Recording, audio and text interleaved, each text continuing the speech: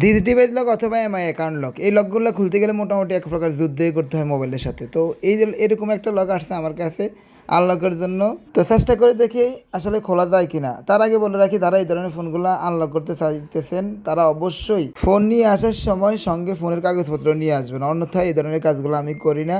তো প্রথমত আইসিটা তুললে আমার প্রথম কাজ হচ্ছে আইসিটা কানেক্ট করানো। আইসিতে আলহামদুলিল্লাহ দেখতে পাচ্ছেন কানেক্ট হয়েছে। কানেক্ট হওয়া মানে হচ্ছে কাজ হোক বা না হোক মোবাইলটা অন্তত যেভাবে দিয়েছে হাতে ওইভাবে ফিরিয়ে দিতে পারবো। তো প্রথমত দেখতে পাচ্ছেন এখানে যে লক রয়েছে লকটা দেখাচ্ছে এখানে। তো আমরা এখান থেকে প্রথমে ব্যাকআপটা রিড করে রেখে দেবো।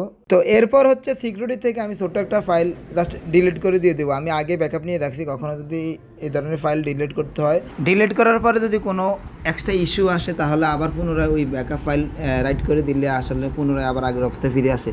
তো এখন আমি আইসিটা লাগাই দেখি আমার আসলে লকটা রিমুভ হয়েছে কিনা বা ফোনটা পুনরায় রান করে কিনা।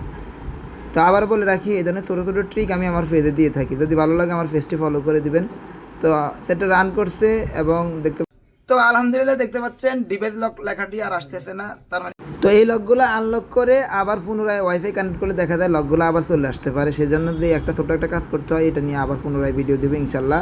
পেজটি ফলো করে রাখবেন আশা করি।